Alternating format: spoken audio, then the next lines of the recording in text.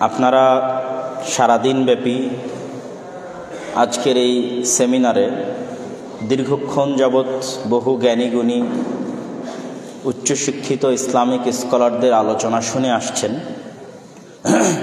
এতক্ষণ পর্যন্ত যে আপনারা ধৈর্য ধরে রেখেছেন সেটির জন্য আপনাদেরকে আল্লাহ সুবহানাহু ওয়া তাআলা উত্তম প্রতিদান দান করুক, আল্লাহুম্মা আমিন। তো আপনারা কি ক্লান্ত না শোনার মতো ধৈর্য আছে? জাযাকাল্লাহ খায়ের। আমার বিষয় দেওয়া ছিল সিরাত ও সমসাময়িক তরুণদের ভাবনা, এরকম কিছু একটা। তো সিরাতুন নবী সাল্লাল্লাহু আলাইহি ওয়াসাল্লাম আসলে তো অনেক বড় একটা বিষয়। 23 বছরের জীবনী আপনি আধা ঘন্টায় বলবেন, এটা অসম্ভব, এটা আসলে হয় না। কিছু কিছু অংশ, গুরুত্বপূর্ণ অংশ তুলে ধরা যেতে পারে, শিক্ষণীয় ব্যতিক্রম। তো আমি রাসূলুল্লাহ সাল্লাল্লাহু আলাইহি সাল্লামের নেতৃত্বের দিকটা বাছাই করেছি তুলে ধরার জন্য। কেননা আমার দৃষ্টিতে আমি মনে করি প্রত্যেক মুসলিম তখনই সফল যখন সে নেতা হওয়ার চিন্তা করবে এবং নেতৃত্বের গুণাবলী তার মধ্যে বিরাজমান থাকবে। অন্যথায় আমাদের যেই গোলামীর জীবনযাপন আমরা সারা বিশ্বব্যাপী করছি, নেতৃত্বের গুণাবলী অর্জন না করা পর্যন্ত আমরা আমাদের এই গোলামীর জিঞ্জির ভাঙতে পারবো না।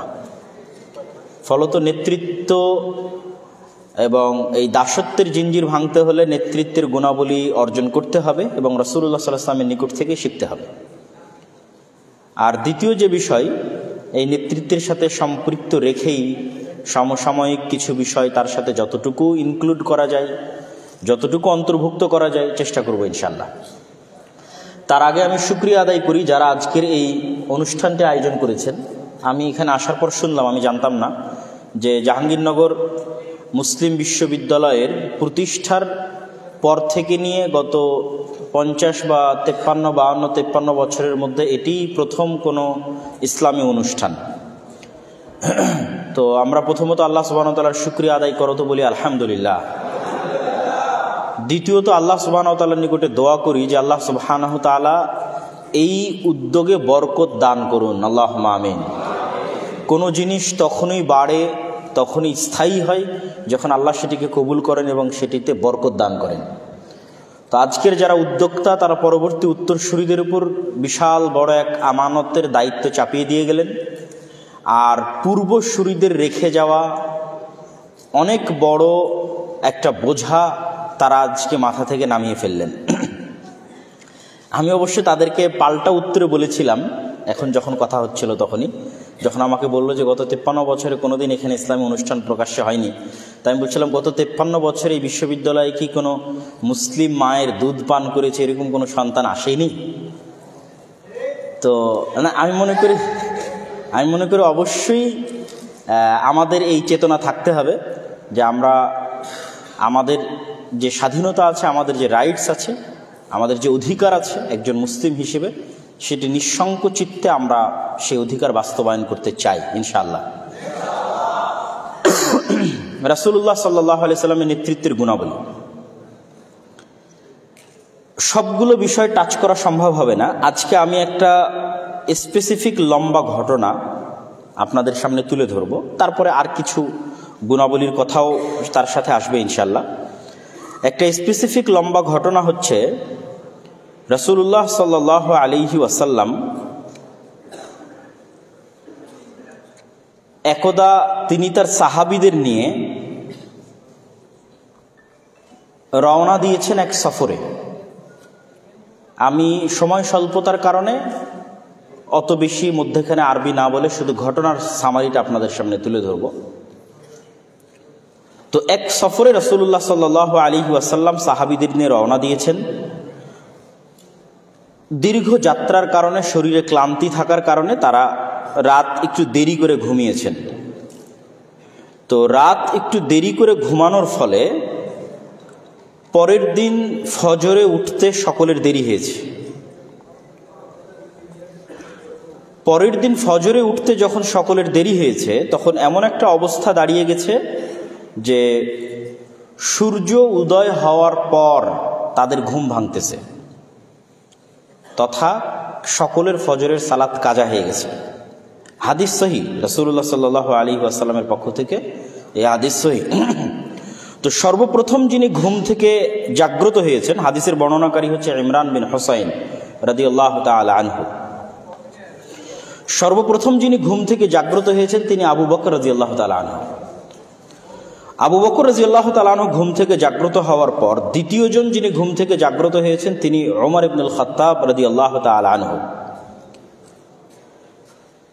তো ওমর ইবনুল খাত্তাব এবং আবু বকর রাদিয়াল্লাহু তাআলা আনহুর মধ্যে আবু বকর রাদিয়াল্লাহু তাআলা আনহু আল্লাহর নবীকে ডাকতেও যাননি, জাগাতেও যাননি। তিনি মনে মনে ভাবছেন হয়তো আল্লাহর নবীর উপরে কোনো ওহী অবতীর্ণ হয়েছে, যার ফলশ্রুতিতে তিনি ঘুম থেকে ওঠেননি অথবা জাগা পাননি। কিন্তু ওমর রাদিয়াল্লাহু তাআলা আনহু যেহেতু স্ট্রেট ফরওয়ার্ড এবং খুব বেশি সাহসী, ফলত তিনি সরাসরি রাসূলুল্লাহ সাল্লাল্লাহু আলাইহি ওয়াসাল্লামের কানের কাছে গিয়ে তাকবীর দিতে শুরু করলেন। আল্লাহু আকবার, মা আসাবান নাস, কি হলো মানুষের যে তারা সকলেই ঘুমিয়ে আছে।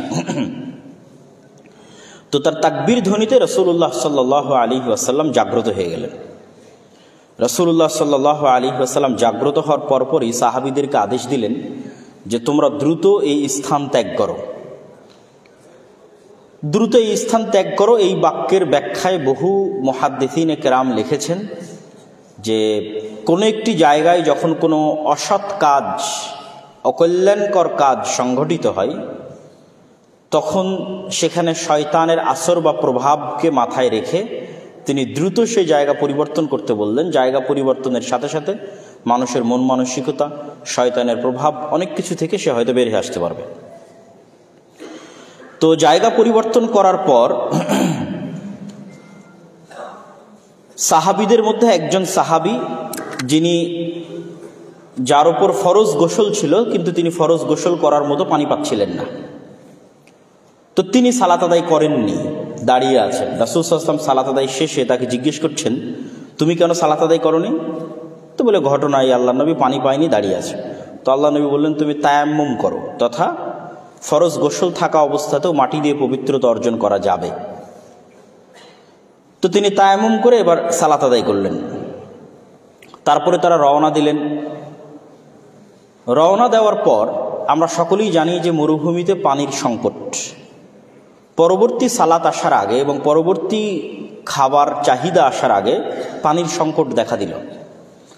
আশেপাশে প্রচুর পরিমাণে পানি খোঁজা হলো, কিন্তু কোনো পানির জায়গা অনুসন্ধান করে পাওয়া গেল না। ফলত রাসূলুল্লাহ সাল্লাল্লাহু আলাইহি ওয়াসাল্লাম আলী রাদিয়াল্লাহু তাআলা আনহুকে পাঠালেন তার সাথে আরেকজনকে দিয়ে যে তোমরা দূর দূরান্ত পর্যন্ত খুঁজে আসো, যেখানে গেলে পানি পাওয়া যেতে পারে। আলী রাদিয়াল্লাহু তাআলা আনহু পানি অন্বেষণের জন্য বের হলেন। কিছু দূর যাওয়ার পর রাস্তায় একজন মহিলাকে দেখছেন, ইমরাআতুন সাদাতুন, একজন মহিলা যে 2 মটকা, চামড়ার মটকা অথবা অন্য কোনো কিছুর হতে পারে, সেই 2 মটকা পানি পরিপূর্ণ করে নিয়ে আসতেছে। আলী রাদিয়াল্লাহু তাআলা আনহু সেই মহিলাকে জিজ্ঞেস করলেন যে পানি তুমি কোথায় পেলে, পানির জায়গা কোথায়? তখন সেই মহিলা উত্তরে বলছে যে আহদি বিল মা আমস হাদিহি সাআহ, গতকাল আমি এই জায়গাতে ছিলাম, এই সময়ে গতকাল আমি এই জায়গাতে ছিলাম, আমি পানি অন্বেষণের জন্য বের হয়েছি, গতকাল এই সময়ে এই জায়গায় ছিলাম, তথা দীর্ঘ 24 ঘন্টার পথ সফর করে সে পানি নিয়ে আসতেছে। তো আলী রাদিয়াল্লাহু তাআলা আনহু বুঝলেন যে আশেপাশে পানির জায়গা খুবই সংকট, অতএব 20-25 ঘন্টার আগে পানি পাওয়ার কোনো উপায় নেই। তখন তিনি সেই মহিলাকে বলতেছেন যে আপনি কি মুহাম্মদ সাল্লাল্লাহু আলাইহি ওয়াসাল্লামকে চিনেন কিনা, তার নাম ধরে। তো আচ্ছা, ওই লোক যে সাবিই হয়ে গেছে, নিজের দিন বা নিজের ধর্ম ত্যাগ করে ফেলেছে। তো মানুষজন বলা বলি করতো যে মুহাম্মদ সাল্লাল্লাহু আলাইহি ওয়াসাল্লাম তার দিন বা ধর্ম ত্যাগ করে ফেলেছেন। হ্যাঁ, সেই লোক। তো তিনি আপনাকে ডাকছেন, তিনি আপনার সাথে কথা বলতে চান, একটু কথা বলবেন। তখন সেই মহিলাকে সাথে করে নিয়ে তার পানি সহ আলী রাদিয়াল্লাহু তাআলা আনহু রাসূলুল্লাহ সাল্লাল্লাহু আলাইহি ওয়াসাল্লামের নিকটে উপস্থিত হলেন। রাসূলুল্লাহ সাল্লাল্লাহু আলাইহি ওয়াসাল্লাম তাকে বলতেছেন যে তার পানি থেকে তারা পানি গ্রহণ করতে পারবে কিনা, এই মর্মে তার কাছে তিনি অনুমতি চাচ্ছেন। তো মহিলা বলছে যে আমার 2 জন ইয়েতিম বাচ্চা আছে, আমি একজন বিধবা মহিলা, আমার ছেলে মেয়েদের আমি লালন পালন করি এবং আমি দেখাশোনা করি, তো আমি তাদের জন্য এই পানি সংগ্রহ করেছি। তখন রাসূলুল্লাহ সাল্লাল্লাহু আলাইহি ওয়াসাল্লাম তার পানি থেকে পানি সংগ্রহ না করে তাকে বললেন, ঠিক আছে, তোমার পানি থেকে আমরা পানি নিব না। সামান্য কিছু পানি সেখান থেকে আলাদা একটি মগে তিনি সংগ্রহ করলেন বা আলাদা কোনো কিছুতে সংগ্রহ করলেন, করে রাসূলুল্লাহ সাল্লাল্লাহু আলাইহি ওয়াসাল্লাম কিছু আয়াত অথবা কিছু দোয়া পড়ে সেই পানিতে ফু দিলেন। ফু দেওয়ার পর সেই পানি পুনরায় সেই মটকা বা সেই কলসের মধ্যে ঢেলে দেওয়া হলো। তারপরে তিনি সাহাবীদেরকে বললেন যে তোমরা এবার এখান থেকে পানি নেওয়া শুরু করো। সাহাবীরা ওই দিন কতজন ছিল আল্লাহ সুবহানাহু ওয়া তাআলা ভালো জানে, যতজন ছিল সবাই সেখান থেকে পানি নিলেন, ওযু করলেন, খাওয়া দাওয়া করলেন, নিজের সাথে থাকা চতুষ্পদ জন্তুকে খাওয়ালেন। কিন্তু ওই মহিলার পানি যে পরিমাণ ছিল, যতটুকু ছিল ততটুকুই থেকে গেল। ঘটনা এখানেই শেষ না, আমার উদ্দেশ্য এটি বলা না। আমি রাসূল সাল্লাল্লাহু আলাইহি ওয়াসাল্লামের নেতৃত্বের গুণাবলীর একটা অংশ তুলে ধরার জন্য আজকে এই একটা লম্বা হাদিস বলবো, বাকি পয়েন্টগুলো ধীরে ধীরে শেষ করে দেবো ইনশাআল্লাহ। এবার রাসূলুল্লাহ সাল্লাল্লাহু আলাইহি ওয়াসাল্লাম সাহাবীদেরকে বললেন যে তোমাদের কারো যদি চাদর থাকে তাহলে এখানে চাদর বিছাও। একজন সাহাবী চাদর বিছালো। তিনি বললেন তোমাদের যার কাছে যা আছে, খাদ্যদ্রব্য, জিনিসপাতি, খেজুর, ছাতু, ফলমূল, সে এখানে জমা দাও, টাকা পয়সা যার যতটুকু সম্ভব। তো সাহাবীদের যার কাছে যা যতটুকু ছিল সে সেখান থেকে ততটুকু ওই চাদরের উপর জমা দিতে লাগলো। জমা দিতে দিতে মোটামুটি একটা ভালো পোটলার মতো, একটা টুকলির মতো হয়ে গেল। রাসূলুল্লাহ সাল্লাল্লাহু আলাইহি ওয়াসাল্লাম সেটিকে বেঁধে ওই মহিলার হাতে দিয়ে বললেন, এই যে তোমার পানি যেভাবে ছিল সেভাবে, আর এই যে তার সাথে অতিরিক্ত আমাদের পক্ষ থেকে তোমার সন্তানদের জন্য হাদিয়া। এখানে যতজনের যার কাছে যা খাবার ছিল, টাকা পয়সা যা ছিল সেটা জমা করে তিনি সেই মহিলার হাতে দিলেন। সেই মহিলা সেগুলো নিয়ে ফিরে গেল। তার এলাকার মানুষজন তাকে জিজ্ঞেস করলো তোমার এত দেরি হলো কেন? তো বলে এই ঘটনা। তো সেই মহিলা সেখানে গিয়ে বলল যে পৃথিবীতে যদি সবচেয়ে বড় কোনো জাদুকর থেকে থাকে আর মোহাম্মদ যদি সত্যিই জাদুকর হয়, তাহলে আসমানের নিচে জমিনের উপর তার চেয়ে বড় জাদুকর কেউ হতে পারে না, আজকে আমি যা দেখেছি। আর যদি তিনি জাদুকর না হন, সত্যবাদী হন, তাহলে তিনি আসলেই সত্য নবী। ঘটনা চলতে থাকলো, দিন যায় রাত যায়। তো রাসূলুল্লাহ সাল্লাল্লাহু আলাইহি ওয়াসাল্লাম বিভিন্ন সময় বিভিন্ন মুজাহিদ বাহিনী প্রেরণ করেন। তো মুজাহিদ বাহিনী যখন কোথাও যায়, গন্ডগোল হয়, মারামারি হয়, যুদ্ধ হয়, কিন্তু কখনোই কোনো মুজাহিদ বাহিনী ওই মহিলা যেই গ্রামে থাকতো সেই গ্রামে গিয়ে কখনো আক্রমণও করেনি, সেই গ্রামে কাউকে কখনো কোনো কিছু জিজ্ঞেসও করেনি, কিছু বলেওনি। কিন্তু তার আশেপাশের বহু জায়গায় মুজাহিদদের সাথে যুদ্ধ হয়েছে, আর অনেক কিছু হয়েছে। তো একটা সময় তাদের মনের মধ্যে প্রশ্ন দেখা দেয় যে আশেপাশে যুদ্ধ বিগ্রহ হলো, আমাদের এখানে কেন কেউ আসে না? অথচ তখন মুহাম্মদ সাল্লাল্লাহু আলাইহি সাল্লামের দিন দিন তার ক্ষমতা এবং তার শক্তি এবং তার সামর্থ্য বাড়ছে। তখন সেই মহিলা তাদেরকে বলল, ওই গ্রামের মানুষজনকে বলল যে আমি ধারণা করছি যে আমি ওই দিন মুহাম্মদ সাল্লাল্লাহু আলাইহি ওয়াসাল্লামকে যে পানি পান করার যে সহযোগিতাটা করেছিলাম, ওই সহযোগিতার মুকাফাআহ, বিনিময় স্বরূপ মুহাম্মদ সাল্লাল্লাহু আলাইহি ওয়াসাল্লাম আমাকে এবং আমার গ্রামবাসীর যেন কোনো ক্ষতি না হয়, কোনো ভীত সন্ত্রস্ত না হয়, এই জন্য তিনি কখনোই কোনো মুজাহিদ বাহিনী এই দিকে প্রেরণ করেননি বা পাঠাননি। তো এই ঘটনার যে কয়েকটা পয়েন্ট আমাদের কাছে শিক্ষণীয়, সেটা হচ্ছে রাসূলুল্লাহ সাল্লাল্লাহু আলাইহি ওয়াসাল্লাম এমনি এমনি নেতা ছিলেন না। তিনি প্রত্যেকটা মানুষের ছোট থেকে ছোট প্রতিদান, ছোট থেকে ছোট সহযোগিতা স্মরণ রাখতেন। ছোট থেকে ছোট প্রতিদান, সহযোগিতা স্মরণ রাখার পর তিনি সর্বোচ্চ পরিমাণে চেষ্টা করতেন সেটা পাল্টা প্রতিদান আদায় করে দেওয়া, পাল্টা প্রতিদান দিয়ে দেওয়া। তো এই ঘটনার কয়েকটা প্রশ্ন আমাদের মাথায় রাখতে হবে যে ওই মহিলা ছিল মুশরিকা, কাফেরা। আলী রাদিয়াল্লাহু তাআলা আনহু গিয়ে সশস্ত্র অবস্থায় থাকার পরেও সেই মুশরিক মহিলার নিকট থেকে পানি ছিনিয়ে নেননি। তো কাফের, এর কাছ থেকে পানি ছিনিয়ে নি। ওই মহিলা যখন রাসূলুল্লাহ সাল্লাল্লাহু আলাইহি ওয়াসাল্লামের কাছে উপস্থিত হয়েছে, তখন সে একে তো মহিলা মানুষ, দ্বিতীয়ত একা, আর বাকি ওখানে 500 জন থাকুক 1000 জন থাকুক সবাই সশস্ত্র। তখন রাসূলুল্লাহ সাল্লাল্লাহু আলাইহি ওয়াসাল্লাম তার সাহাবীদেরকে আদেশ দেননি যে এই মুশরিক, এর কাছ থেকে তুমি জোরপূর্বক নিয়ে নাও। তখনও তিনি সেই মহিলার কাছে অনুমতি চাচ্ছেন যে আমরা তোমার পানি ব্যবহার করতে চাই, অথচ মহিলা তখন একা, আর বিপরীতে যারা আছে তারা সশস্ত্র অবস্থায় আছে।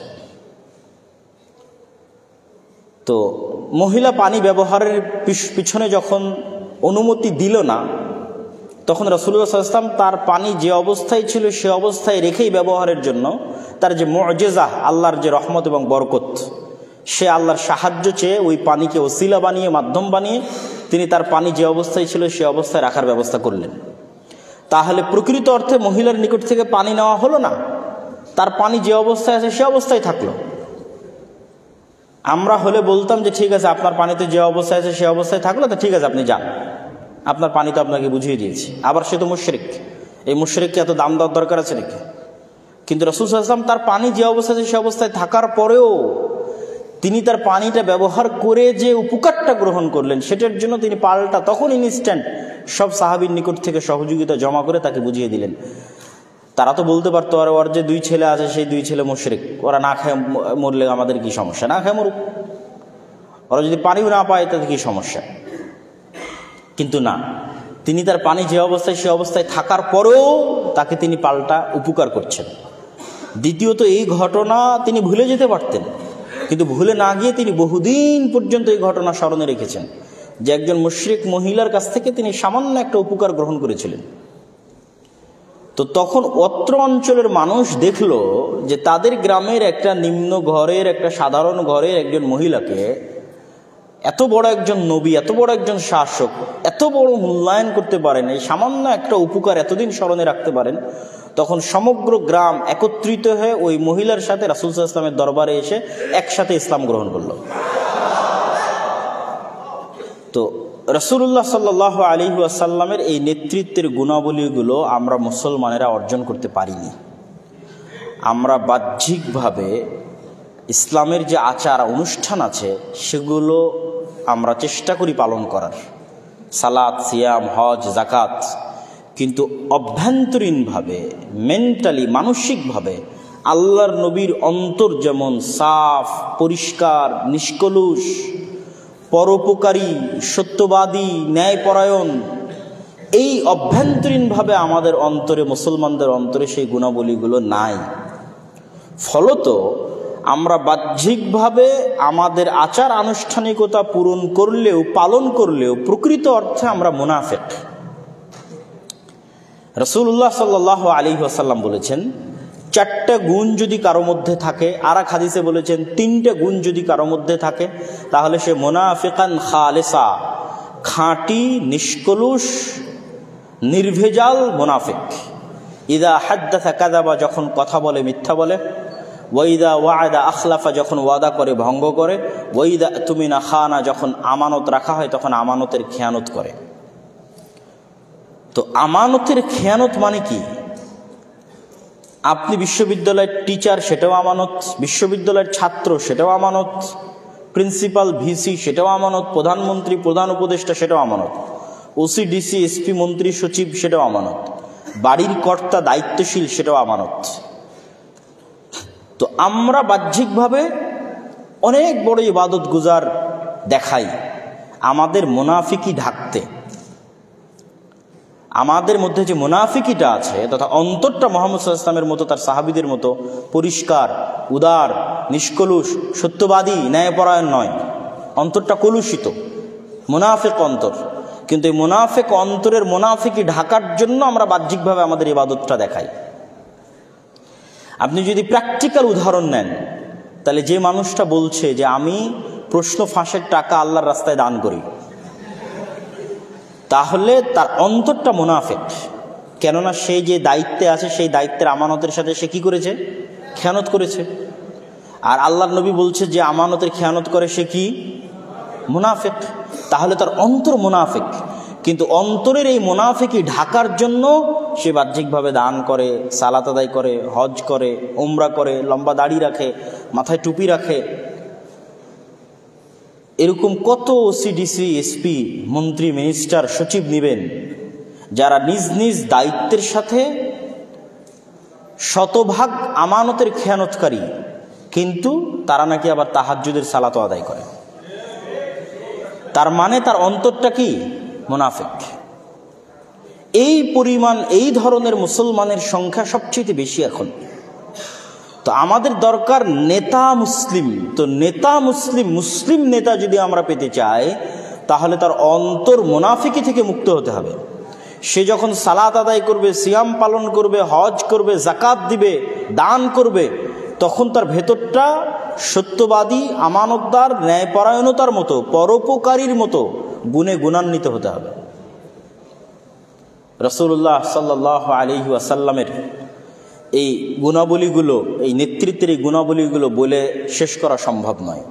তার সত্যবাদিতা, তার ন্যায়পরায়ণতা, তার আমানতদারিতা, তার পরোপকারিতা বলে শেষ করা সম্ভব নয়।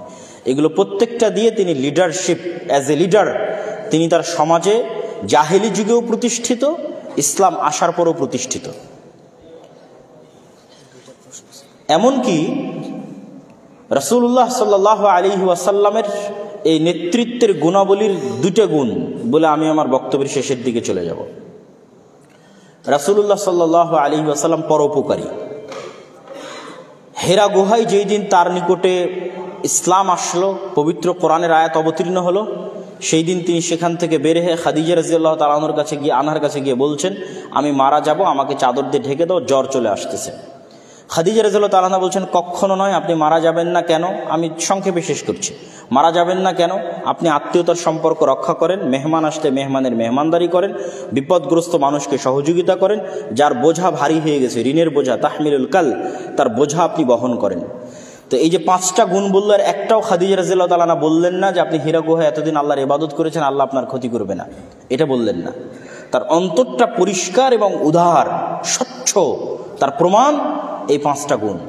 তিনি মেহমান আসলে মেহমানের মেহমানদারি করেন, তিনি প্রত্যেক আত্মীয়র সাথে সুসম্পর্ক রক্ষা করেন, তিনি বিপদগ্রস্ত মানুষকে সহযোগিতা করেন, যার ঋণের বোঝা ভারী হয়ে গেছে, রাস্তাঘাটে চলতে ফিরতে বোঝা ভারী হয়ে গেছে, সে বোঝা তিনি বহন করেন। তো শুধু এতটুকুই বলা না, আল্লাহর নবীর সিরা যেটি ছিল তার সবচেয়ে বড় প্রমাণ হচ্ছে আবু বকর রাদিয়াল্লাহু তাআলা আনহু। কেন? আল্লাহর নবীর সবচেয়ে ক্লোজ ফ্রেন্ড, বেস্ট ফ্রেন্ড হচ্ছে আবু বকর রাদিয়াল্লাহু তাআলা আনহু। তো যখন মক্কায় আল্লাহর নবী মাজলুম, তখন তিনি সাহাবীদের অনুমতি দিয়েছেন, তোমরা আজকের ইথিওপিয়া, হাবশা, সেখানে হিজরত করবে।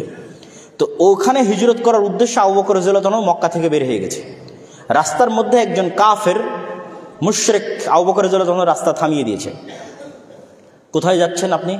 তো বলে, মক্কার লোক আমাকে থাকতে দিচ্ছে না, স্বাধীন মতো শান্তি মতো দিন পালন করতে পারছি না মক্কার লোকের অত্যাচারে, তাই হিজরত করতেছি হাবশার উদ্দেশ্যে, ইথিওপিয়ার উদ্দেশ্যে। তখন ওই কাফের উত্তরে বলছে, আপনার মতো লোক লা ইখরাজ ওয়ালা ইয়াখরুজ, আপনার মতো ব্যক্তি মক্কা থেকে বেরো হতে পারে না, মক্কার মানুষ আপনাকে বেরো করে দিতে পারে না। কেন? ইন্নাকা লা তাসিলুর রাহিম, আপনি আত্মীয়তার সম্পর্ক রক্ষা করেন, ওয়া তুঈনু আলা নাওয়াইবিল হক, বিপদগ্রস্তকে সহযোগিতা করেন, ওয়া তাহমিলুল কাল, যার বোঝা ভারী হয়ে গেছে তার বোঝা বহন করেন। প্রত্যেক যেই গুণ খাদিজা রাদিয়াল্লাহু তাআলা আনহা আল্লাহর নবীর জন্য হীরা গুহা থেকে বের হওয়ার পর আল্লাহর নবীকে বলেছিলেন, ওই প্রত্যেকটা গুণ এই কাফের, এই মুশরিক আল্লাহর নবীর সবচেয়ে ক্লোজ ফ্রেন্ড আবু বকর রাদিয়াল্লাহু তাআলা আনহুর জন্য বলতেছে। তার মানে আবু বকর রাদিয়াল্লাহু তাআলা আনহু আল্লাহর নবীর সিরা থেকে কি পরিমাণ শিখেছে, যে দুইটা ডিফারেন্ট ঘটনায় সেম গুণাবলী তাদের জন্য বলা হচ্ছে। আল্লাহর নবীর জন্য খাদিজা রাদিয়াল্লাহু তাআলা আনহা বলছেন হেরা গুহা থেকে বের হওয়ার পর, আবু বকর রাদিয়াল্লাহু তাআলা আনহুর জন্য একজন কাফের বলছে যখন তিনি মক্কা থেকে হিজরত করে চলে যাচ্ছেন তখন সেম গুণ। আর আবু বকর রাদিয়াল্লাহু তাআলা আনহুর এই উন্নত চরিত্রের কারণে, এই উন্নত গুণাবলীর কারণে, যা তিনি আল্লাহর নবীর নিকট থেকে শিখেছিলেন, অসংখ্য বড় বড় সাহাবী আবু বকর রাদিয়াল্লাহু তাআলা আনহুর হাতে ইসলাম গ্রহণ করেছে। আপনারা জানেন কিনা জানি না, যে আশারা মুবাশশিরিনা বিল জান্নাহ, যে 10 জন জান্নাতের সুসংবাদ প্রাপ্ত সাহাবী, সেই 10 জনের অর্ধেকের বেশি সাহাবী আবু বকর রাদিয়াল্লাহু তাআলা আনহুর হাতে ইসলাম গ্রহণ করেছে। কেননা তিনি এরকম উন্নত চরিত্রের ছিলেন, মানুষকে প্রভাবিত করে ফেলতে পারতেন, মানুষকে ইনফ্লুয়েন্স করে ফেলতে পারতেন, মানুষকে ইমপ্রেস করে ফেলতে পারতেন তার উন্নত চরিত্র, উন্নত গুণাবলী দিয়ে। কিন্তু আজকে আমরা মুসলমানেরা সবচেয়ে পিছিয়ে আছি ওই জায়গাতে। এটি গেল আল্লাহ নবীর পরোপকারী হওয়ার গুণ। আর একটা গুণ বলে আমার বক্তব্যের শেষের দিকে চলে যাব, সত্যবাদিতা এবং ন্যায়পরায়ণতা। আল্লাহর নবী নবী হওয়ার আগে মক্কায় সবচেয়ে বেশি পরিচিত এই দুটো গুণের কারণে। সমগ্র মক্কাবাসী জানে কে সত্যবাদী, মুহাম্মদ সাল্লাল্লাহু আলাইহি ওয়াসাল্লাম সত্যবাদী, কে ন্যায়পরায়ণ, মুহাম্মদ সাল্লাল্লাহু আলাইহি ওয়াসাল্লাম ন্যায়পরায়ণ। আবু সুফিয়ান আল্লাহর নবী থেকে 1000 কিলোমিটার দূরে, 1500 কিলোমিটার দূরে জেরুজালেমে বাদশাহ হিরাক্লিয়াসের দরবারে কোনো রেকর্ডার অন নাই, কোনো লাইভ নাই, কিচ্ছু নাই। কেউ আবু সুফিয়ানের কথা রেকর্ড করে নিবে এর কোনো অপশন নাই, কেউ আবু সুফিয়ানের কথা লাইভ প্রচার করবে এর কোনো অপশন নাই। 1000 কিলোমিটার দূরে জেরুজালেমে বাদশাহ হিরাক্লিয়াসের সামনে আবু সুফিয়ান রাদিয়াল্লাহু তাআলা আনহু তখন কাফের। তখন তিনি সাক্ষ্য দিচ্ছেন যে মুহাম্মদ সাল্লাল্লাহু আলাইহি ওয়াসাল্লাম সত্যবাদী। মুহাম্মদ সাল্লাল্লাহু আলাইহি ওয়াসাল্লামকে আমরা কখনো দেখিনি, মা জাররাবনা, কখনো তার অতীত ইতিহাসে আমরা কখনো দেখিনি যে সে মিথ্যার আশ্রয় নেয়, কখনো দেখিনি। তাহলে যদি মুহাম্মদ সাল্লাল্লাহু আলাইহি ওয়াসাল্লামের মধ্যে এই সত্যবাদিতা এবং ন্যায়পরায়ণতা না থাকতো, আবু সুফিয়ান মুহাম্মদ সাল্লাল্লাহু আলাইহি ওয়াসাল্লামের হাতে ইসলাম গ্রহণ করতেন না। কেননা তো মুহাম্মদ সাল্লাল্লাহু আলাইহি ওয়াসাল্লাম নেতা হতে পারতেন না। যে আরেকজনের সাথে অন্যায় করে সে নেতা হতে পারে না, যে আরেকজনকে কটু কথা বলে সে নেতা হতে পারে না, যে আরেকজনের গীবত করে সে নেতা হতে পারে না, যে আরেকজনের সাথে হিংসা করে সে নেতা হতে পারে না। অসম্ভব। মানুষ তার থেকে দূরে সরে যাবে, মানুষ তার কাছে আসবে না, মানুষ তার হাতে ইসলাম গ্রহণ করবে না। কিন্তু মুহাম্মদ সাল্লাল্লাহু আলাইহি ওয়াসাল্লাম স্বচ্ছ, এত জুলমের পর, এত অত্যাচারের পর তিনি মানুষের প্রতি অন্যায় করেননি। তিনি তার নেতৃত্বের যে উন্নত গুণ ছিল সেটি বজায় রেখেছেন। ফলত মানুষ বড় বড় নেতা তার কাছে সে ইসলাম গ্রহণ করতে সংকোচ করতো না। খালিদ বিন ওয়ালিদের মতো বড় নেতা, আমর ইবনুল আসের মতো বড় নেতা, উমর ইবনুল খাত্তাবের মতো বড় নেতা, আবু সুফিয়ানের মতো বড় নেতা, এরা সব আল্লাহর নবীর বিরুদ্ধে যুদ্ধ করেছে বড় বড় লিডিংয়ে থেকে। এত বড় বড় বিরোধী দলের এত বড় বড় নেতা হওয়ার পরও আল্লাহর নবীর সামনে এসে ইসলাম গ্রহণ করতে তাদের মধ্যে চুল পরিমাণ সংকোচ কাজ করেনি। কেন? একটাই কারণে কাজ করেনি, রাসূল সাল্লাল্লাহু আলাইহি ওয়াসাল্লামের স্বচ্ছ উন্নত চরিত্রের কারণে। কিন্তু সেই স্বচ্ছ উন্নত চরিত্র থেকে মুসলিমরা পিছিয়ে।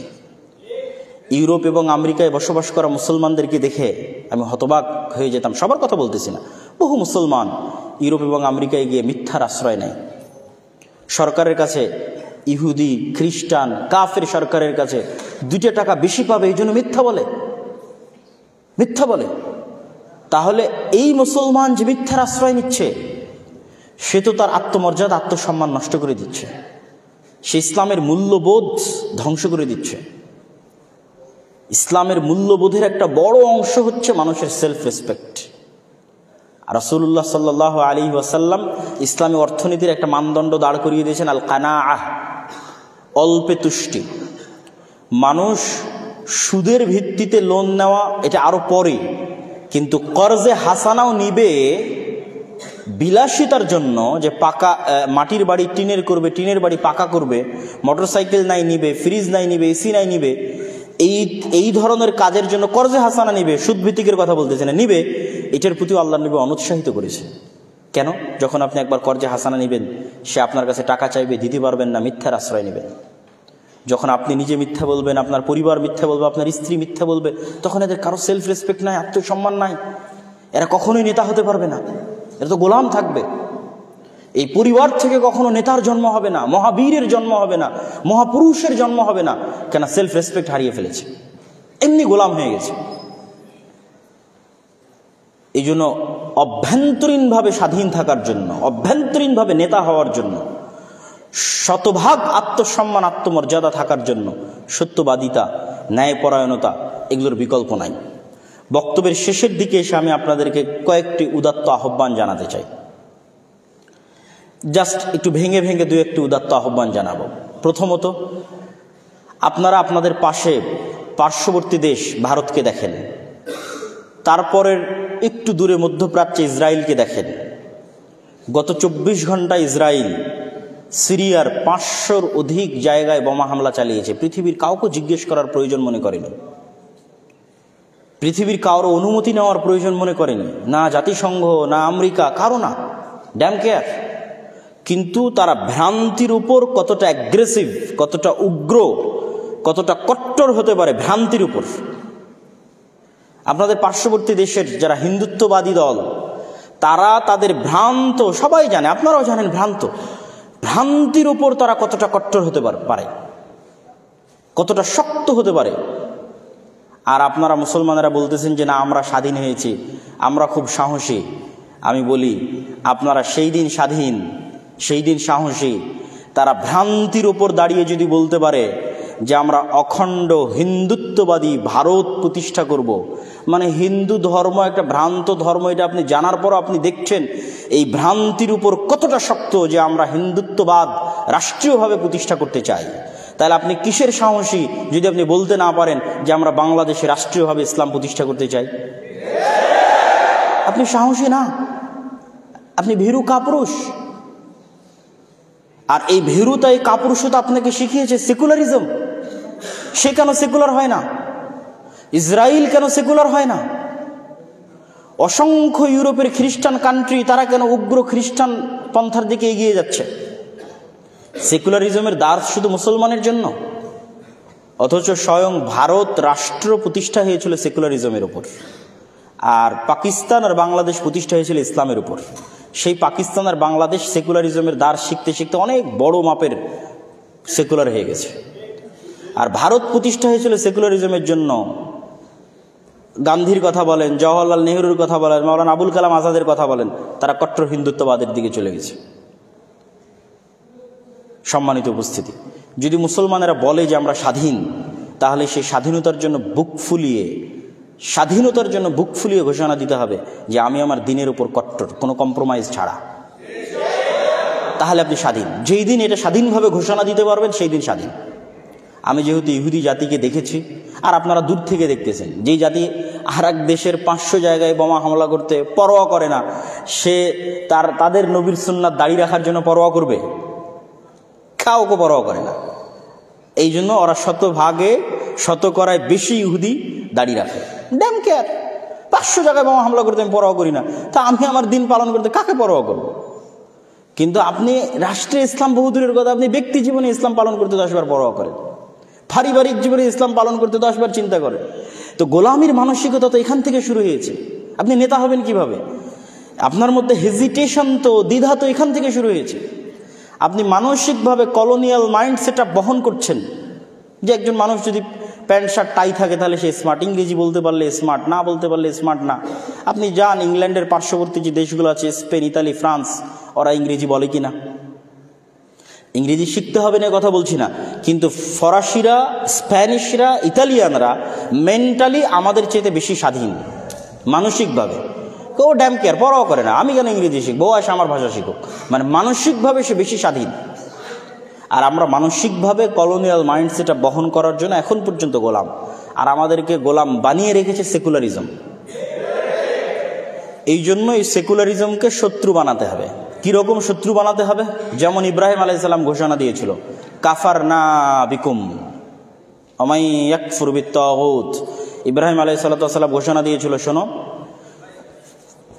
তোমরা যেই মূর্তির ইবাদত করো সেই মূর্তি আর তোমাদের সবগুলোর আমি কুফরি করলাম, অস্বীকার করতেছি, ওপেন প্রকাশ্যে। তোমাদের মূর্তির প্রকাশ্যে অস্বীকার করতেছি, কুফরি করতেছি, তোমাদের প্রকাশ্যে অস্বীকার করতেছি, কুফরি করতেছি। এবং তিনি নিজেকে তাদের থেকে সম্পূর্ণরূপে মুক্ত ঘোষণা করেছেন। তা আপনি নিজেকে মুসলিমও দাবি করবেন, আবার মিনমিন করে সেকুলারিজমেরও কথা বলবেন, তাহলে আপনার ঈমান এখনো পূর্ণাঙ্গ হয়নি। আপনাকে প্রকাশ্যে ঘোষণা করতে হবে যে আমি সেকুলারিজমের কাফের, সেকুলারিজমের কুফরি করলাম, সেকুলারিজম মানি না, অস্বীকার করলাম। সেই দিন আপনার অন্তরে ঈমান পরিপূর্ণ হবে, পূর্ণাঙ্গ হবে। আর অসংখ্য যত থিওরি তৈরি করা হয়েছে, আমাদের যুবকদের মাথায় দেওয়া হয়েছে, গণতন্ত্রের নামে, সেকুলারিজমের নামে, লিবারালিজমের নামে, এগুলো প্রত্যেকটা তৈরি হয়েছে আমাদের সন্তানদের, মুসলমানদের সন্তানদের গোলাম রাখার জন্য, এবং রাষ্ট্রীয়ভাবে কোনোদিন যেন ইসলাম ক্ষমতায় না যায় তার জন্য। এটা আমরা যত দ্রুত বুঝবো তত আমাদের জন্য কল্যাণকর, যত দ্রুত বুঝবো তত কল্যাণকর। তো আমরা ক্ষমতায় যাব কিভাবে? যদি আমাদের মধ্যে আল্লাহর নবীর মতো ওই নেতৃত্বের গুণাবলী থাকে, সত্যবাদী ন্যায়পরায়ণ প্রজন্ম যদি জন্ম দিতে পারেন, সত্যবাদী ন্যায়পরায়ণ প্রজন্ম।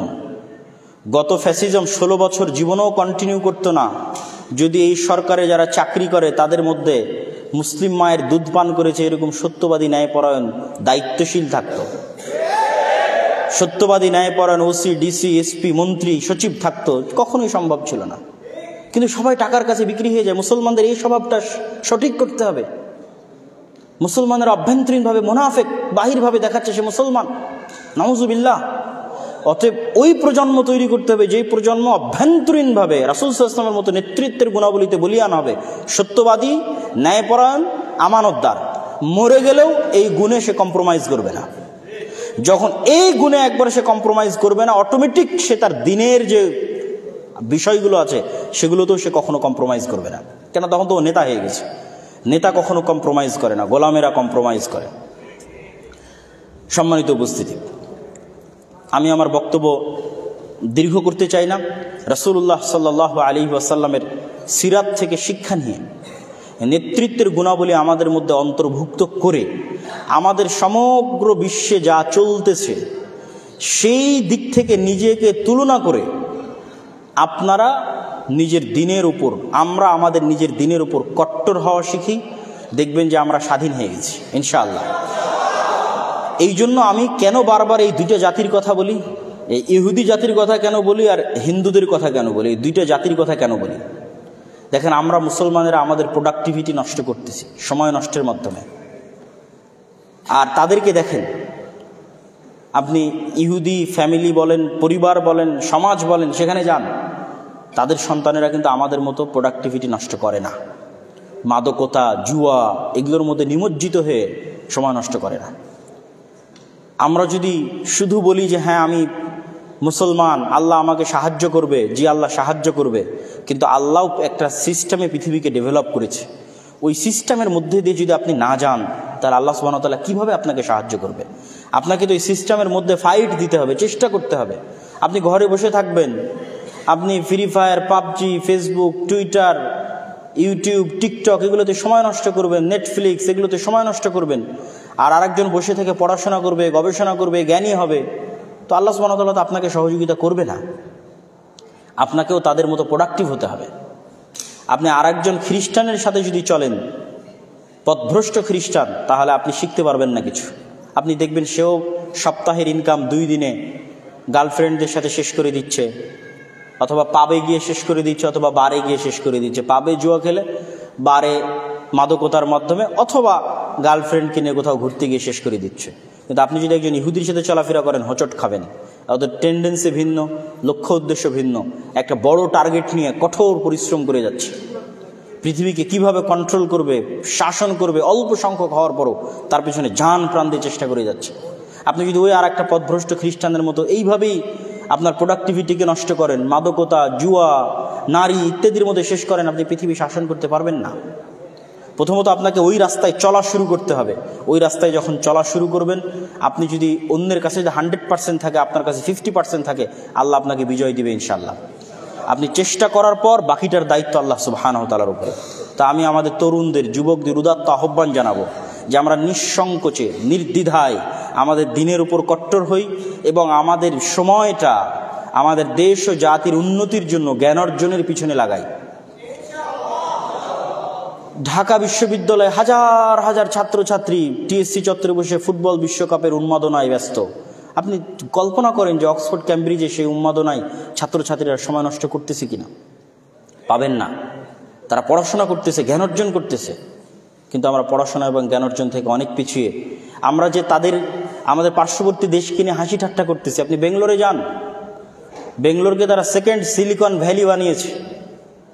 আমেরিকার যে সিলিকন ভ্যালিতে তথ্য প্রযুক্তির সকল বলা যায় হাউস, সেই সেকেন্ড তারা তৈরি করেছে বেঙ্গলোরে।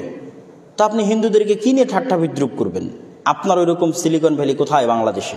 ওইরকম তথ্য প্রযুক্তির স্কুল, কলেজ, ইউনিভার্সিটি, হাব কোথায়? আমরা তো তৈরি করতে পারিনি। তাহলে আপনাকে ওই জগতে টেক্কা দিতে হবে, দিনের উপর কট্টর হতে হবে এবং জ্ঞান বিজ্ঞানে চেষ্টা পরিশ্রম করে টেক্কা দিতে হবে। তাহলে জাতি হিসেবে স্বাধীন হবেন। আর যদি সারাদিন মুখে সেকুলারিজম আর লিবারালিজম এগুলো যদি মুখে আওড়ান, নিজের দিনের সাথে কম্প্রোমাইজ করেন আর মদ জুয়া ইত্যাদি নিয়ে ব্যস্ত থাকেন, তাহলে আমাদের গোলামির জন্য অন্য কাউকে দোষ দিয়ে লাভ নাই। আমাদের গোলামির জন্য আমরাই দায়ী। আমাদের পরবর্তী প্রজন্ম গোলাম থাকবে, তাদের পরবর্তী প্রজন্ম গোলাম থাকবে। স্বাধীন হতে চাইলে মাথা উঁচু করে দাঁড়াতে হবে, পরিশ্রম করতে হবে। আল্লাহ সুবহানাহু ওয়া তাআলা আমাদের জাতিকে, আমাদের দেশকে, আমাদের পরবর্তী প্রজন্মকে স্বাধীন হিসেবে এই গোলামির জিঞ্জির থেকে মুক্ত হওয়ার তৌফিক দান করুক, আল্লাহুম্মা আমিন। কিছু প্রশ্ন আপনাদের পক্ষ থেকে এসেছে। কেউ যদি মডারেট মুসলিম বলে পরিচয় এবং তাত্ত্বিকভাবে সেকুলারিজম প্রমোট করে, সে কি দিনের ভিতর থাকতে পারবে বা প্রকৃত মুসলিম থাকবে? কেউ যদি সেকুলারিজমকে মনে প্রাণে বিশ্বাস করে তাহলে তার মুসলিম থাকার সম্ভাবনা খুবই কম। আর যদি সেকুলারিজমকে এই সেন্সে, যেই সেন্সে অন্যরা না বুঝেই বলে যে ভাই এদেশে আরও অন্য ধর্মের মানুষরা আছে, তাদের থাকার অধিকার ইত্যাদি, সেগুলো ইসলামও স্বীকার করে যে অন্য ধর্মের মানুষরা থাকবে, তাদের অধিকার দিতে হবে, এটার সাথে ইসলামের কোনো দ্বিমত নাই। ইসলামের দ্বিমত হচ্ছে আপনি সেকুলারিজমের নামে আসলে অন্তরে ইসলাম বিদ্বেষ লালন করা হয় এবং রাষ্ট্রীয়ভাবে, রাষ্ট্রীয় কাঠামোগতভাবে সেকুলারিজমের নামে ইসলামকে, ইসলামের বুকে লাথি দেওয়া হয়, তথা মুসলমানদের যে অধিকার, সেই অধিকারকে ডাউন করার জন্য সেকুলারিজম ইউজ করা হয়। তো এই জন্য আমি বললাম যে আপনাদেরকে আপনাদের পার্শ্ববর্তীদের থেকে শিখতে হবে। আপনি এত বড় সেকুলার, তো আপনি কলকাতার দাদা বাবুদের আগে সেকুলার হতে বলেন, ওরা আগে সেকুলার হোক। আপনারা তো তাদের থেকে দার্স দেন। এই দেশের বড় বড় সেকুলাররা কাদের থেকে দার্স নেয়? কলকাতার সেকুলারদের থেকে দার্স নেয়। তো ভারতে আগে তোমরা সেকুলারিজম কায়েম করো, তারপর আপনি বাংলাদেশে সেকুলারিজমে শিক্ষা দিন। ভারতে যদি তারা হিন্দুত্ববাদ কায়েম করে, তো বাংলাদেশে ইসলাম কায়েম করতে সমস্যা কি? মানুষের স্বাধীন ইচ্ছা শক্তি বলতে মূলত কি বোঝায়? যখন কেউ নিজের ইচ্ছা দ্বারা কোনো সিদ্ধান্তে উপনীত হয়, সেটা প্রকৃত অর্থে আল্লাহর সিদ্ধান্ত বলে পরিগণিত হয় কিনা? যদি তাই হয়, তবে মানুষের ইচ্ছা শক্তি স্বাধীন কি করে হয়? অনুগ্রহ করে ইসলামের মূলনীতি হবে। প্রথমত, আল্লাহ সুবহানাহু ওয়া তাআলার ইচ্ছা শক্তি বলতে আল্লাহর অনুমতি, আল্লাহর পারমিশন, এবং এটা আল্লাহ সুবহানাহু ওয়া তাআলার একটা সিস্টেম, যে সিস্টেমের উপর তিনি ডেভেলপ করে পৃথিবীকে ছেড়ে দিয়েছেন। আর স্বাধীনভাবে চিন্তা করার কল্পনা, সিদ্ধান্ত মানুষের। এই সিদ্ধান্ত বাস্তবায়নে যে শক্তি বা যে অনুষঙ্গগুলো মানুষ ব্যবহার করতেছে, যে জিনিসগুলো মানুষ ইউজ করতেছে, প্রত্যেকটা পার্টস, প্রত্যেকটা শক্তি, সব কিছু আল্লাহ সুবহানাহু ওয়া তাআলার দেওয়া। আমি কান দিয়ে শুনতেছি, শোনার সিদ্ধান্তটা নেওয়ার ক্ষেত্রে আমি স্বাধীন, কিন্তু এই কানের শ্রবণ শক্তি কে দিয়েছে? আল্লাহ দিয়েছে। আমি চোখ দিয়ে দেখতেছি, গুনাহের কাজই দেখতেছি, এইটা দেখার সিদ্ধান্ত নেওয়ার স্বাধীনতা আমার, কিন্তু এই চোখে দেখার শক্তি কে দিয়েছে? আল্লাহ সুবহানাহু ওয়া তাআলা দিয়েছে। তো তিনি যে আমার দেখার শক্তিটা ছিনিয়ে নিচ্ছেন না ওই খারাপ কাজ করা অবস্থায়, আমি আর একটা মানুষকে অন্যায়ভাবে হত্যা করতেছি, তা আমার হাতে হত্যা করার মতো শক্তি আল্লাহর দেওয়া। ওই সময় যে আল্লাহ আমার হাত অবশ করে দিচ্ছে না, এইটাই হচ্ছে আল্লাহ সুবহানাহু ওয়া তাআলার দেওয়া আমাকে প্রদত্ত শক্তি। এটাই হচ্ছে আল্লাহ সুবহানাহু ওয়া তাআলার যেই সিস্টেমে উনি ডেভেলপ করেছেন সেই অনুমতি। কিন্তু ডিসিশন, স্বাধীনতা, যেটা সিদ্ধান্ত আমি নিয়েছি, সেটা আমার। যদি এটা আমার স্বাধীনতা না হতো, তাহলে আমরা তো সবাই সবাইকে হত্যা করে বলতাম যে এটা আমি করিনি, তাকদিরে লেখা ছিল, তুমি কেন আমাকে হত্যা করবা? সেটা না, আপনি ওই হত্যা আপনার সিদ্ধান্তই করেছেন, কিন্তু ওই হত্যা করতে গিয়ে যত কিছুর আপনি সহযোগিতা নিয়েছেন, প্রত্যেকটাই আল্লাহ সুবহানাহু ওয়া তাআলার। আপনার শক্তি, আপনার মেধা, আপনার কান, সব কিছু আল্লাহ সুবহানাহু ওয়া তাআলার দেওয়া, সিদ্ধান্ত আপনার। আমরা জানি কন্যা সন্তান, আচ্ছা তাকদিরের বিষয় মনে রাখতে হবে, তাকদির আল্লাহর জ্ঞান। আমরা অনেক সময় ভুল করি, আগে মাথায় এটা ইনস্টল করে নিতে হবে, তাকদির মানে কি? আল্লাহর জ্ঞান। আপনারা এখন বিজ্ঞানের মাধ্যমে বলে দিতে পারতেছেন ওখানে বৃষ্টি হবে, ওখানে ভূমিকম্প হবে, এই বাচ্চা হবে, ছেলে হবে, মেয়ে হবে, অনেক কিছু বলে দিতে পারতেছেন। তো আল্লাহ সুবহানাহু ওয়া তাআলা এর চেয়ে কত জ্ঞানী। আল্লাহ সুবহানাহু ওয়া তাআলা বলেছেন মানুষকে অল্প সামান্যতম জ্ঞান দান করা হয়েছে। অসংখ্য হাদিসের তুলনাও দেওয়া হয়েছে, মহাসাগরের মধ্যে সুই ডুবে উঠালে যতটুকু হয় তার চেয়েও কম জ্ঞান মানুষকে দেওয়া হয়েছে। তো আল্লাহ সুবহানাহু ওয়া তাআলা এত মহাজ্ঞানী হওয়ার পর তিনি জানেন না যে আপনি ভবিষ্যতে কি করবেন? আপনাদের বিজ্ঞান বলতে পারছে, তিনি বলতে পারবেন না? এটা জ্ঞান। আমরা জানি কন্যা সন্তান আল্লাহ তাআলার রহমত। তাহলে আমার পরিচিত একজন প্রকাশ্যে সুদখোর, যার 3টি মেয়ে, তাহলে তার উপর কি আল্লাহ সুবহানাহু ওয়া তাআলার রহমত বর্ষিত হচ্ছে? আচ্ছা, কন্যা সন্তান আল্লাহর রহমত এইভাবে হাদিস নাই, এইভাবে হাদিসে এসেছে, কেউ যদি 3 জন কন্যা সন্তান লালন করে, তাহলে রাসূল সাল্লাল্লাহু আলাইহি ওয়াসাল্লাম তার জিম্মেদারি নিচ্ছেন যে তার কন্যা সন্তানেরা তাকে জান্নাতে নিয়ে যাওয়ার জন্য চেষ্টা করবে। তারপর আল্লাহর নবী 2 জন সন্তানের কথাও বলেছেন, তারপরে 1 জন কন্যা সন্তানের কথাও বলেছেন।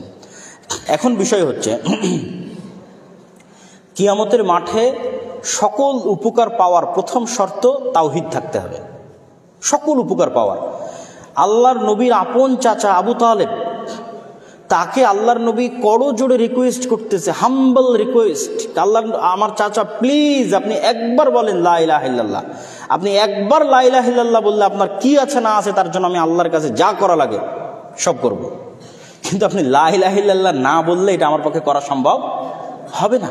তা আল্লাহ নবীর চাচা লা ইলাহা ইল্লাল্লাহ বললেন না, তারপরেও আল্লাহ নবী বলছেন যে আমার চাচা লা ইলাহা ইল্লাল্লাহ না বলে না বলুক, আমি আল্লাহর কাছে ক্ষমা চাইতেই থাকবো যতদিন আল্লাহ আমাকে নিষেধ না করবে। তখন এবার আল্লাহ কোরআনের আয়াত অবতীর্ণ করে দিয়ে তার নবীকে নিষেধ করছেন যে একজন নবীর জন্য এটা কখনোই শোভা পায় না যে তিনি এমন ব্যক্তির জন্য দোয়া করবেন যে আল্লাহর তাওহীদকে স্বীকার করেনি। আল্লাহু আকবার। তাহলে প্রথমত যে উপকারী পেতে চান কি লাগবে? তাওহীদ। তাওহীদ নাই কোনো উপকারী কাজ দিবে না। আল্লাহর নবী তার চাচাকেও কোনো উপকার করতে পারবেন না। তাওহীদ যদি থাকে তাহলে অবশ্যই অন্য আর গুনাহ, সেই গুনাহগুলোর শাস্তির ব্যবস্থা আল্লাহ সুবহানাহু ওয়া তাআলা করে দিবেন। যদি অন্য গুনাহগুলো তার ভারী বেশি হয়, দাড়িপাল্লায় নেকি যদি কম হয়, তাহলে সেগুলোর কি শাস্তি হবে, কি ব্যবস্থা হবে, সেটা আল্লাহ সুবহানাহু ওয়া তাআলা করবেন। সেই ব্যবস্থা করে দিয়ে তাওহীদ থাকার কারণে তার যে উপকারটুকু পাওয়ার, সেই উপকারটুকু পাওয়ার ব্যবস্থা আল্লাহ সুবহানাহু ওয়া তাআলা করে দিবেন। আমাদের মৃত্যু হওয়ার পর আল্লাহ আমাদের আবার জীবিত করবেন, কিন্তু এটা অনেকেই বিশ্বাস করে না। তাদের জন্য এই আয়াতটি আমাকে ব্যাখ্যা করে দিবেন। আল্লাহই হচ্ছেন শস্য দানা ও বীজ বিদীর্ণকারী, তিনি মৃত থেকে জীবন্তকে বের করেন এবং জীবন্ত থেকে মৃতকে। এই হচ্ছেন আল্লাহর সৎপথে থেকে তোমরা কোথায় চলে যাচ্ছ? সূরা আল-আনআম 95। ইসলামের ঈমানের যে 6টা, প্রত্যেকটাই অদৃশ্যকে বিশ্বাস। এইটা, এই কনসেপ্ট আগে ক্লিয়ার করতে হবে। মানে ইসলামে ঈমানের যে 6টা, একটাও যুক্তির আলোকে বিচার করলে কেউ মুমিন হতে পারবে না। তারপরও আল্লাহ যুক্তি দিয়েছে, দেয়নি তা না, কিন্তু আগে আপনি সামারিটা বুঝে রাখেন। পুরোটাই অদৃশ্য। আল্লাহকে আমরা কেউ দেখেছি? দেখিনি, অদৃশ্য। আমরা কি কিয়ামত দেখেছি? অদৃশ্য। আমরা কি তাকদীর দেখেছি? অদৃশ্য।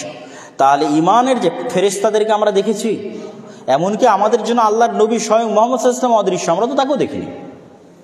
তাহলে আমাদের ক্ষেত্রে ঈমানের প্রত্যেকটা জিনিসই অদৃশ্য, এটা 1 নম্বর পয়েন্ট। তাহলে সেক্ষেত্রে পরকালের প্রতি বিশ্বাস, সেটি মূলত একটি অদৃশ্যের প্রতি বিশ্বাস, যা এখনো ঘটেনি কিন্তু বিশ্বাস করতে হবে যে ঘটবে। তাহলে কেন বিশ্বাস করবেন? আল্লাহ সুবহানাহু ওয়া তাআলা এই বিশ্বাসের জন্য যে যুক্তিগুলো মানুষকে দিয়েছেন, সেই যুক্তিগুলোর 1 নম্বর যুক্তি, যেটা সবচেয়ে শক্তিশালী, মর পাওয়ারফুল যুক্তি অন্য সকল যুক্তির চাইতে, যে আপনি এখন যে পৃথিবীতে এসেছেন, এই পৃথিবীতে আসার পিছনে আপনার কোনো সিদ্ধান্ত বা আপনার বাবা মায়ের কোনো সিদ্ধান্ত শামিল ছিল কি না। মানে আপনার বাবা মা কোনো একটা সুইচ বাটন চাপ দিয়ে নিজের ডিসিশন নিয়ে যে আমি এই কালারের, এই রঙের, এই বর্ণের পুরুষ একটা সন্তান চাই, চাপ দিয়ে আপনাকে বের করে নিয়ে আসছে? ছিল না। ঠিক আপনিও কোনো একটা ডিসিশন নিয়ে যে না আমি এতদিন পর অমুক তারিখে পৃথিবীতে যাব, আপনি সেই সিস্টেমে পৃথিবীতে এসেছেন, এটা হয়েছে? হয়নি। তাহলে আপনার বাবা মায়ের হাতে ছিল না, এই ক্ষমতা ছিল না যে আপনাকে তারা পৃথিবীতে নিয়ে আসে। সেকেন্ড, আপনার হাতে ছিল না যে আপনি পৃথিবীতে আসবেন। তাহলে পুরোটাই আপনার বাবা মায়ের নিজস্ব ক্ষমতার বাইরে এবং আমার নিজস্ব ক্ষমতার বাইরে আমি পৃথিবীতে চলে এসেছি। আমার নিজস্ব ইচ্ছার বাইরে এবং আমার বাবা মায়ের কোনো ক্ষমতার বাইরে আমি পৃথিবীতে চলে এসেছি। তাহলে এইবার যদি পৃথিবীতে আমি চলে এসে থাকি উইদাউট আমার ডিসিশন, উইদাউট আমার বাবা মায়ের ডিসিশন, তাহলে আর একবার যে আবার আল্লাহ উঠাবেন না, সেই গ্যারেন্টি আমি কেমনে দিব বলেন? এই গ্যারেন্টি আমি তখনই দিতে পারতাম যদি আমি নিজে ডিসিশন নিয়ে এবার পৃথিবীতে আসতাম। যেহেতু এবার পৃথিবীতে ডিসিশন নিয়ে আসেনি, আমার বাবা মায়েরও সেই ক্ষমতা ছিল না, পৃথিবীর কোনো বাবা মায়ের সেই ক্ষমতা নাই, তাহলে যে আল্লাহ, যেই সত্তা আমাকে এইবার আমার ইচ্ছা ছাড়া, বাবা মায়ের ক্ষমতা ছাড়া পৃথিবীতে নিয়ে এসেছেন, তিনি চাইলে এর চাইতে আরও সহজভাবে দ্বিতীয়বার আমাকে জীবিত করতে পারেন। এই যুক্তিটা আল্লাহ দিয়েছেন যে প্রত্যেক যে কোনো জিনিস একবার সংগঠন করা কঠিন আর দ্বিতীয়বার করা সহজ। আপনারাই বলতেছেন ভাই এবার করেছি এই অনুষ্ঠান, এর পরের বার সহজ হবে। যে ফার্স্ট টাইম মোবাইল বানিয়েছে, কম্পিউটার বানিয়েছে, সেকেন্ড টাইম সহজ না কঠিন? সহজ। তাই আল্লাহ সুবহানাহু ওয়া তাআলা যে ফার্স্ট টাইম আমাদের এই পৃথিবীতে নিয়ে আসেন, তো সেকেন্ড টাইম তিনি পুনরায় আমাদের জীবিত করবেন না, এর কোনো গ্যারেন্টি কেউ দিতে পারবে না। দ্বিতীয়ত, আল্লাহ সুবহানাহু ওয়া তাআলা অসংখ্য মৃত জিনিস থেকে জীবিত হওয়ার উদাহরণ কোরআন মাজিদে দিয়েছেন। যে তোমরা যে শস্য দানা বীজ, এটা মৃত, এই শস্য দানা বীজকে তোমরা মাটিতে পুঁতে দাও, সেখান থেকে জীবিত গাছ জন্ম নিচ্ছে।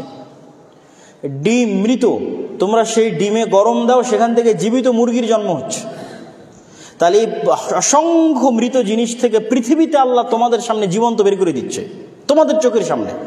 তাহলে তোমার মৃত যেই লাশ, যেই মেরুদণ্ড মাটির মধ্যে পুঁতে আছে, সেই মৃত মেরুদণ্ড থেকে আল্লাহ পুনরায় তোমাকে জীবিত অবস্থায় সৃষ্টি করবেন না, এই গ্যারেন্টি তুমি কেমনে দাও যে আল্লাহ মৃত বীজ থেকে জীবন্ত গাছ তৈরি করতে পারে? ওই মাটি থেকেই তো আল্লাহ মৃত বীজ থেকে জীবন্ত গাছ তৈরি করছেন। তো পৃথিবীতে আল্লাহ এরকম অসংখ্য উদাহরণ আমাদের সামনে আছে যে আল্লাহ সুবহানাহু ওয়া তাআলা করছেন মৃত থেকে জীবিত। আচ্ছা, এই ছিল মোটামুটি প্রশ্ন, আর তেমন কোনো প্রশ্ন নয়। আমরা সকলেই বৈঠক শেষের দোয়া পড়ি। বৈঠক শেষের দোয়া পড়ে আজকে আমাদের এই অনুষ্ঠান আমরা শেষ করতে চাচ্ছি। সবাই আমার সাথে একটু বৈঠক শেষের দোয়া পড়বেন। আর আরেকটি কথা, আমাদের মিরপুর 12-তে দাওয়া সেন্টার আছে, যেখানে প্রতি শনিবার বাদ আসর আমি নিজে কিতাব ভিত্তিক দার্স দিই। আজকেও দিয়ে আসলাম। অনেক ভাই, বিশেষ করে আপনাদের স্টুডেন্টরাই বিভিন্ন বিশ্ববিদ্যালয়, জাহাঙ্গীরনগর ইউনিভার্সিটিরও 2-3 জন স্টুডেন্ট সেখানে নিয়মিত যায়, আমি চিনি তাদেরকে। এখন এখানে আমি দেখতে পাচ্ছি কিনা বলতে পারবো না। তো প্রতি শনিবার বাদ আসর একদম মিরপুর 12 বাস স্ট্যান্ডের অপোজিটে বাটার একটা শোরুম আছে, প্রিন্স বাজারের পাশের বিল্ডিং, লিফটের 5। তো আপনাদের পক্ষে যদি সম্ভব হয় প্রতি শনিবার সেখানে আসা বা মাঝে মধ্যে আসা, আমাদের এই দাসটা চলমান থাকবে। এবং চাইলে মাঝে মধ্যে সেখানে জুমার সালাতও আদায় করতে পারেন, তাহলে আপনাদের সাথে সাক্ষাৎ হবে, পরামর্শ হবে, আরও ভালোভাবে দাওয়াতি কাজের বিষয়ে ভবিষ্যৎ পরিকল্পনা তৈরি করা যাবে। আল্লাহ সুবহানাহু ওয়া তাআলা আমাদের যুবকদেরকে অত্র অনুষ্ঠানে উপস্থিত সকলকে, আয়োজককে, শিক্ষক মণ্ডলীকে, যারা যেভাবে সহযোগিতা করেছেন সকলকে আল্লাহ সুবহানাহু ওয়া তাআলা কবুল করুক, আল্লাহুম্মা আমিন। সকলকে আল্লাহ সুবহানাহু ওয়া তাআলা জাযায়ে খায়র দান করুক, আল্লাহুম্মা আমিন। সুবহানাকা আল্লাহুম্মা বিহামদিকা আশহাদু আল্লা ইলাহা ইল্লা আনতা আস্তাগফিরুকা ওয়া আতুবু ইলাইক।